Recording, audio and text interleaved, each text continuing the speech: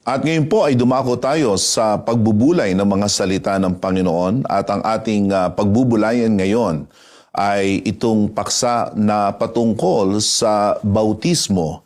At this time, I would like to share to you the essence of baptism. But before we do that, I'd like to invite all of us to pray. Father God in heaven, we thank you for you are the one who is leading us to understand more your words. Give us humility of heart so that we can understand the Bible. May your Holy Spirit guide us, and may the lips of your servant be guided as I preach this particular subject. This is my prayer in the name of Jesus. Amen. First of all, magkaroon tayo ng tinatawag na pag-aaral patungkol sa ugat ng salitang bautismo or baptism. It is actually from the Greek word baptizo, which means to dip or to submerge. Yan ay ang pakahulugan dyan ay yung siya ay ang tao ay ilubog. At ito ang larawan talaga ng bautismo. Hindi ito sa ano pamang mga bagay o sa ano pamang kaparaanan, kundi ito ay nangangahulugan literal ng paglubog, lalong-lalo na sa tubig. Ito ang etymology ng baptism o yung root meaning na ito. And we are going to see in the following points that I will be making that baptism indeed picture this submersion or immersion in water in order to fully capture its essence. In the book of Matthew chapter 3:16, it was Jesus, our dear Lord and Savior himself, who was baptized no less than by John the Baptist. It reads, as soon as Jesus was baptized, he went up out of the water, and at that moment heaven was opened. Saw the Spirit of God descending like a dove and lighting on him. So, mismo ang Panginoong Jesus ay nabautismuhan. At ayon sa kanya sa talatang 15 in verse 15, ang sagot niya ay ito ay kailangan at ito'y nararapat upang tuparin ang katwiran. Walang iba kundi ang katwiran ng Panginoon. Jesus replied, "Let it be so now. It is proper for us to do this to fulfill all righteousness." And so, Jesus himself did not exempt his person from being water baptized. And Jesus eventually commanded his apostles to baptize those who were being made disciples. In Matthew 28 verse 19 says, "Therefore go, make disciples of all nations, baptizing them in the name of the Father, of the Son, and of the Holy Spirit." So, ating makikita dito na hindi pwedeng maging tunay na alagad ang sinuman, maliban na sila ay bautismuhan muna sa pangalan ng Ama, ng Anak, at ng Espiritu Santo. That in itself shows the essentiality and the indispensability of baptism. Baptism is necessary. It is a prerequisite, paunang pangangailangan bago ang isa ay makasunod sa Panginoong Jesus. Sapagkat yan ang ibig sabihin ng alagad ay tagasunod ng Panginoong Jesus. And baptism was a prerequisite. So, a person could be able to follow Jesus. Jesus himself went through baptism. He also commanded baptism to be done It was reiterated in the book of Mark in chapter 16 in verse 15. This is what the Word of God says. Go into all the world, preach the good news to all creation. Whoever believes and is baptized will be saved. Whoever does not believe will be condemned.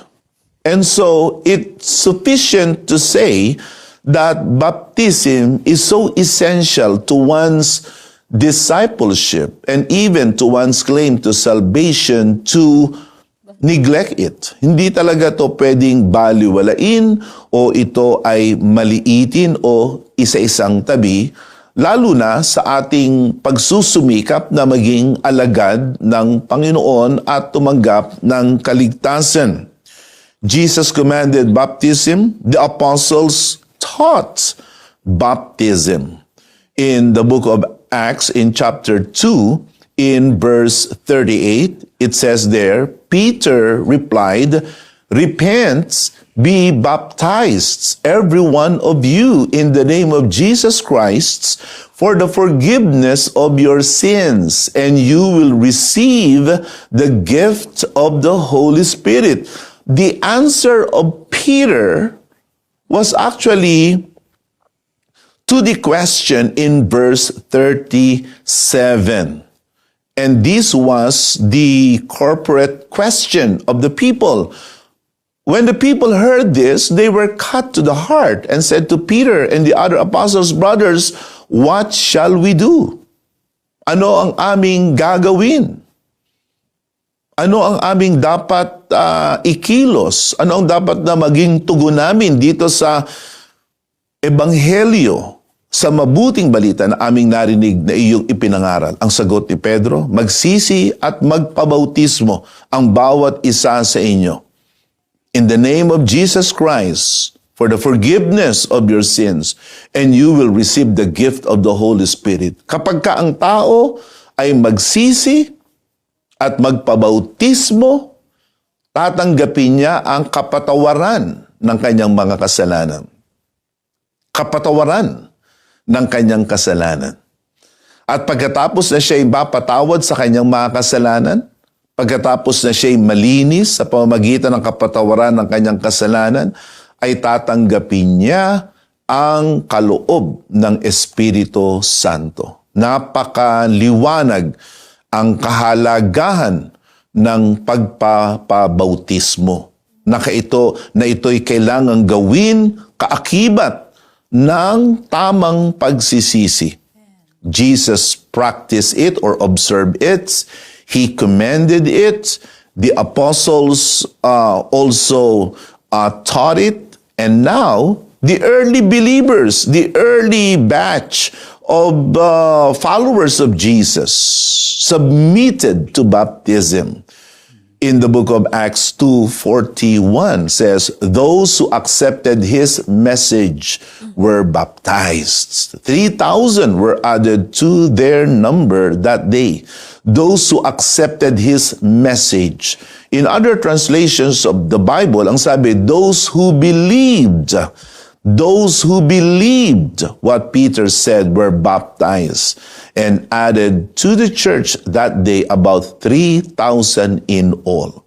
So, makikita natin dito ang kahalagahan ng bautismo. Ito ay naranasan ng Panginoong Hesus, iniutos ng Panginoong Hesus, ito ay itinuro ng mga apostol, ito'y ginanap ng mga unang mananampalataya, kaya hindi natin mapapasubalian ang kahalagahan ng bautismo. At nais ko rin idagdag na bago pa ang bagong tipan na mangyari, ito ay inilarawan na sa lumang tipan. Makikita natin ito sa unang Korinto, sa kapitulo 10, sa talatang 1 at 2. 1 Corinthians chapter 10, verses 1 and 2. It was actually typified. It was already somewhat illustrated by the collective experience of the nation of Israel as they passed through in the Red Sea. It says, I do not want you to be ignorant of the facts, brothers, that our forefathers were all under the cloud, and that they all passed through the sea. They were all baptized into Moses in the cloud and in the sea. So even in the Old Testament, baptism was somewhat recognized as a type. Yung naranasan ng bansang Israel ay isang lalarawan ng bautismo. Hence, the original meaning of the word baptism is baptizo, means to be submerged or to be deep. Now, there are so many wonderful things that we can say about baptism, but one primary truth that we must understand about baptism is this. It is identification with Jesus. It is identification with Jesus. Ano ibig sabihin na identification with Jesus? Ang ibig sabihin, ikaw ay nagkakaroon ng pakikisamang mainam sa Panginoong Hesus, lalong-lalo na sa kanyang kamatayan at pagkabuhay na maguli. It is identification with Jesus. It is like being like Jesus. In Romans chapter 6 verses 3 and 4, this is what Paul wanted to illustrate when one is baptized. Or don't you know that all of us who were baptized into Christ Jesus were baptized into His death?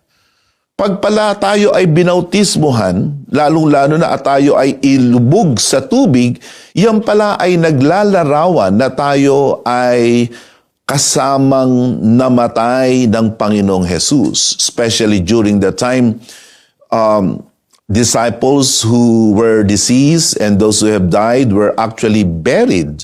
And that was the illustration that the Apostle Paul was underscoring.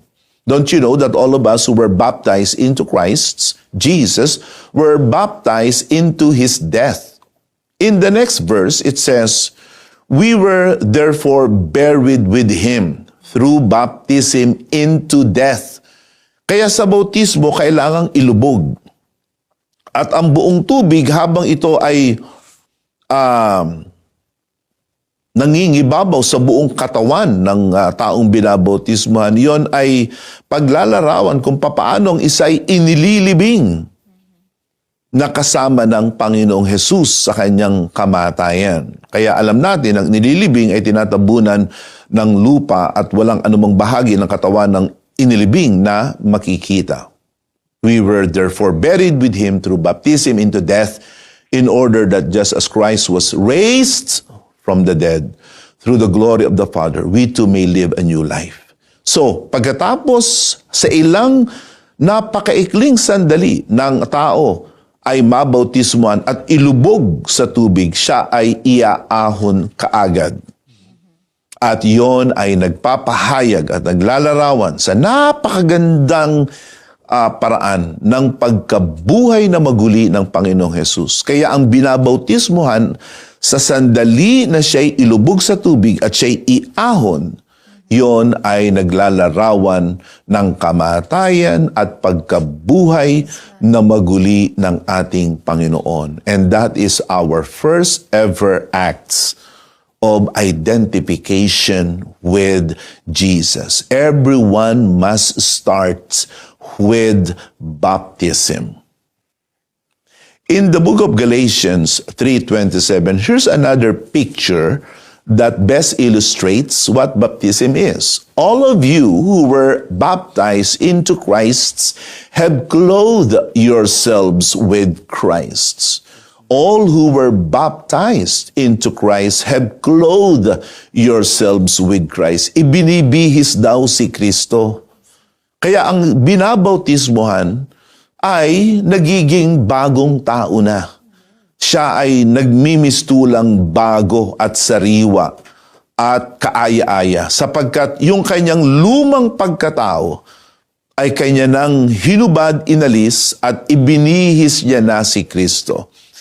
Isn't that a very rich and powerful illustration of identification with Christ? That's what happens. When you are baptized in water, you become identified with Christ in His most important chapter, particularly His death and His resurrection. At kapag ka ikaw ay mabautismuhan, ay ibinibihis mo si Kristo. Now, having said that, we need to understand right now some, I would say, queries and question of people with regards to baptism and salvation. They ask, does baptism required for salvation? Is baptism necessary for salvation? Well, we will simply let the Word of God answer that question. In the book of 1 Peter, chapter 3, verse 21, and then we will read in the book of Acts 2:41. This water symbolizes baptism that now saves you also. So it is so clear that baptism is salvific.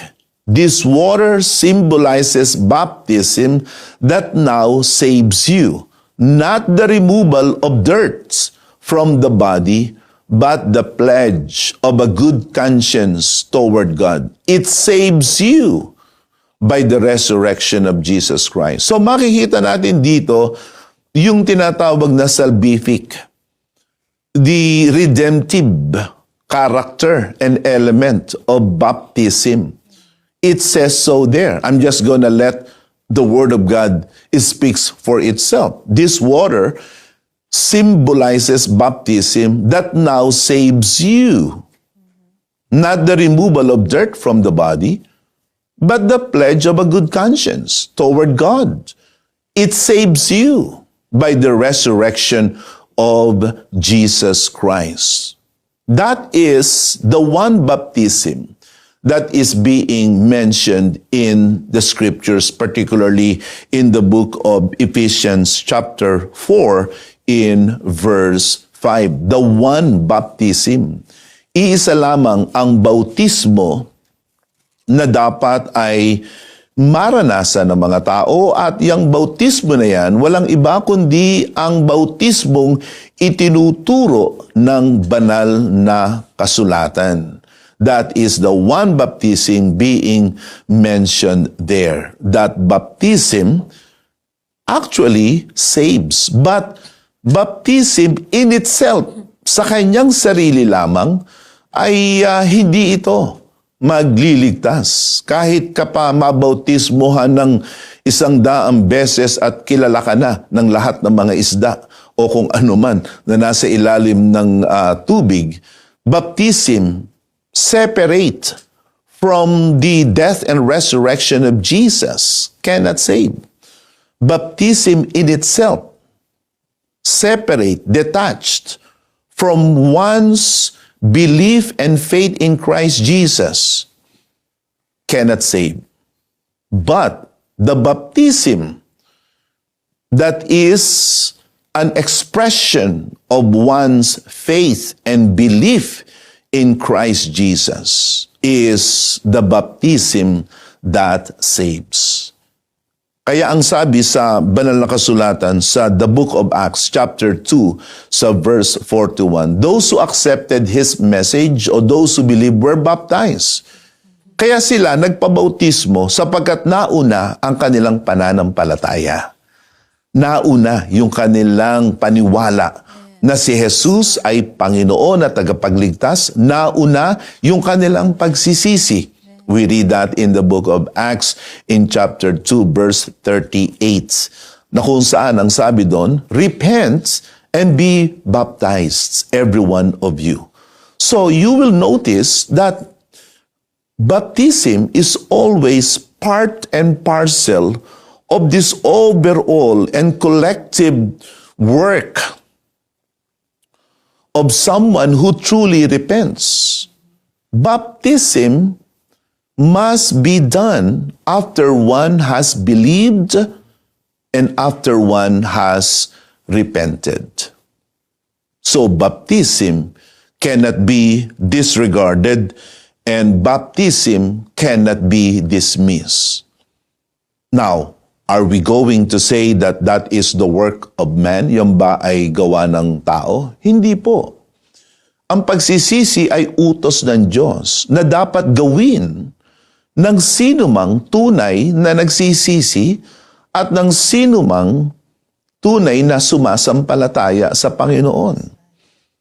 Baptism on its own cannot save. Just as one who has faith, who has belief, cannot dismiss baptism. Hindi ka pwedeng tumigil na ikaw ay sumampalataya lamang. Mahalaga na yung tunay na sumasampalataya ay nababautismuhan. And so, that is what we practice. We preach that one has to put his faith in Jesus and to believe in Him as Lord and Savior. He must repent from his sins, turn from his sins, and he must be baptized. Hindi yan gawa ng tao. Yan ay utos ng Diyos na dapat gawin ng sinumang nais na maligtas at nais na maging alagad ng Panginoon. Ang gawa na hindi karapat-dapat, the work that nullifies and negates and disqualifies one from being saved is the work of man, separate from the commands of God. Yan yung mga tinatawag na gawa ng tao na kailanman ay hindi magliligtas sa sino man.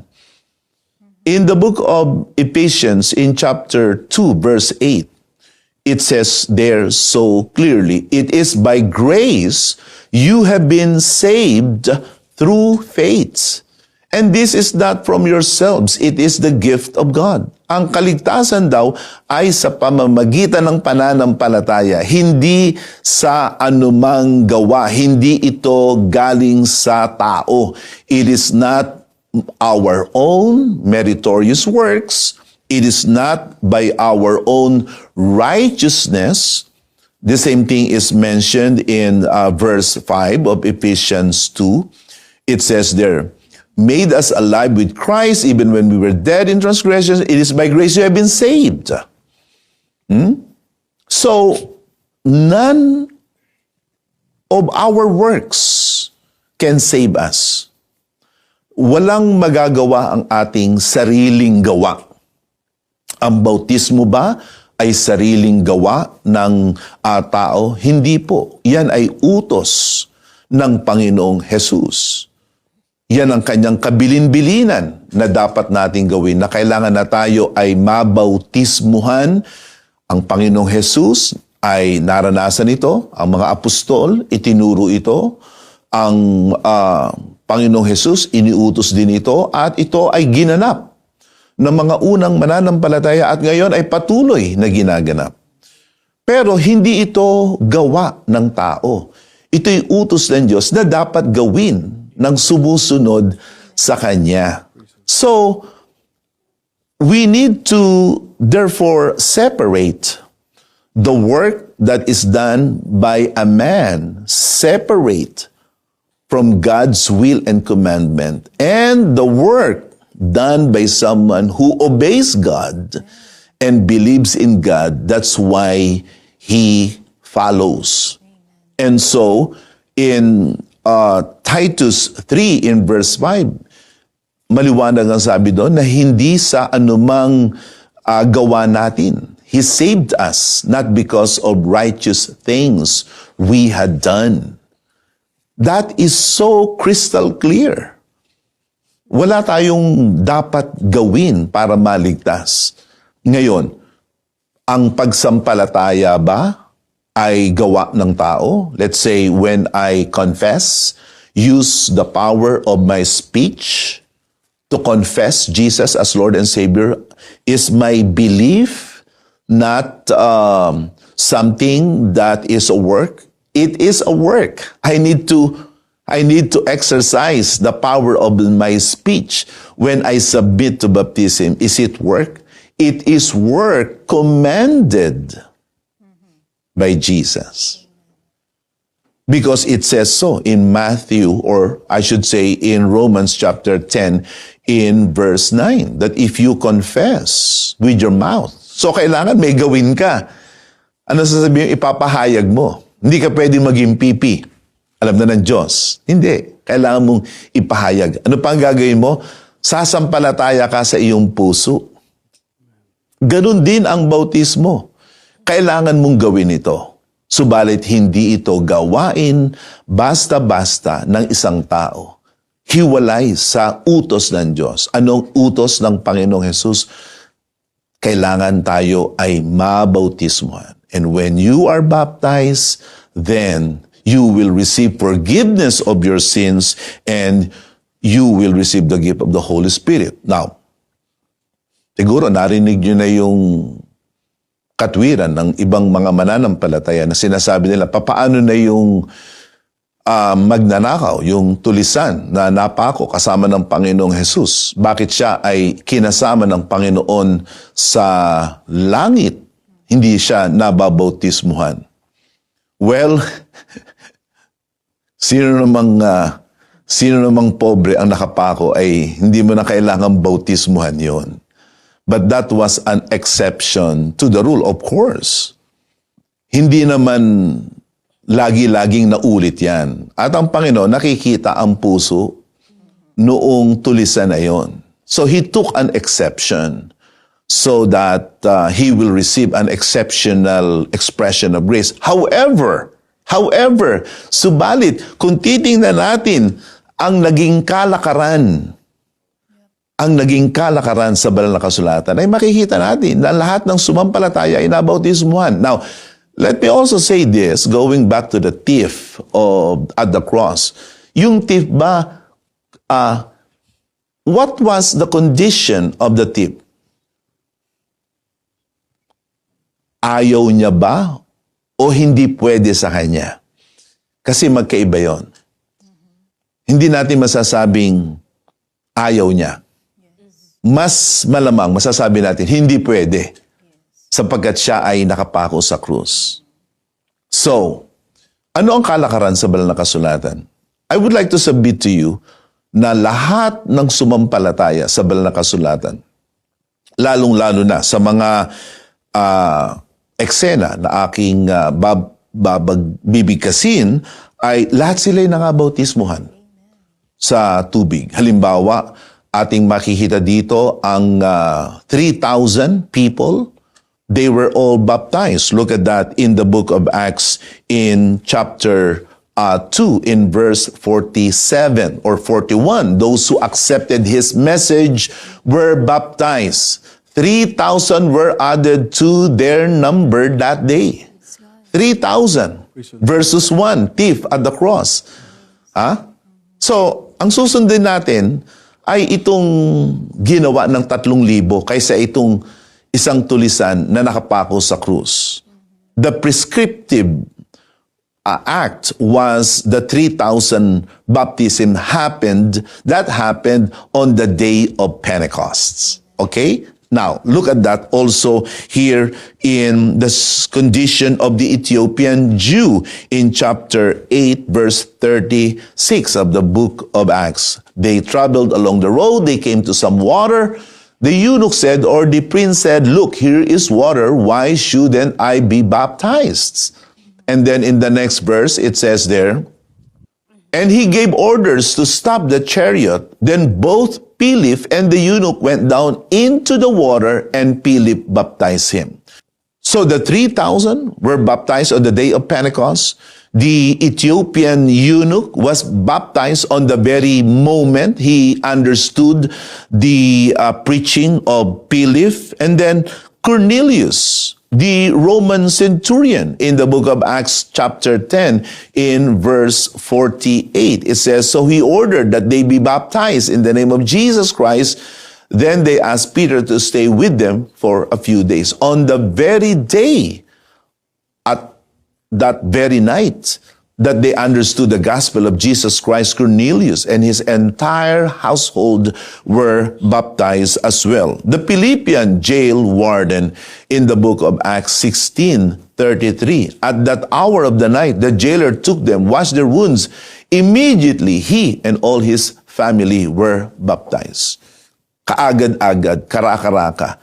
There was no time to lose. There was no intervening time between confession and baptism. Nung gabing ding yun, ay nabautismuhan itong Philippian jailer na ito, 10 ng kanyang sangbahayan. Gayun din si Lydia. One of those listening was a woman named Lydia, a dealer in purple cloth from the city of Thyatira, who was a worshiper of God. The Lord opened her heart to respond to Paul's message. When she and the members of her household were baptized, she invited us to her home. The very day Lydia and her family received the gospel, they were right away baptized. In the book of Acts, in chapter 9, in verse 18, this was the condition of Paul. Immediately, something like scales fell from Saul's eyes. He could see again. He got up and was baptized. Kaya si Pablo ay agad na bautismuhan. This was the prescriptive format in the scriptures na kailangan ay mabautismuhan. At hindi kailangan mabautismuhan, kundi basta kailangang mabautismuhan, karaka-raka, kaagad-agad. And this is what we practice in the PMCC Fourth Watch.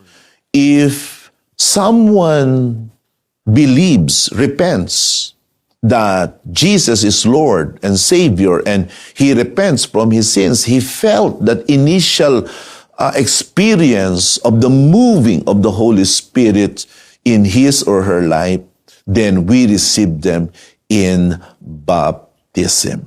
And those of us who are baptized, we must be added into the church in which we will be taught. Doon tayo tuturuan ng mga sugo ng Diyos.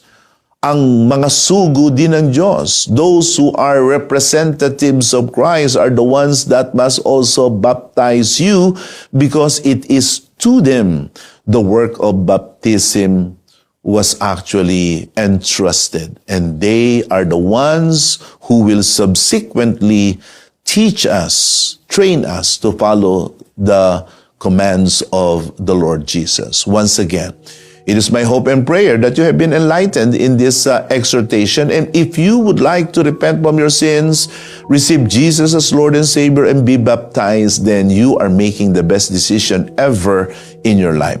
Follow this prayer if you want to receive Jesus and receive baptism. Father God in heaven, I confess I am a sinner. I receive Jesus as Lord and Savior. Forgive me of my sins. Cleanse me from all my sins as I repent and receive baptism. In the name of Jesus, my only Lord and my only Savior.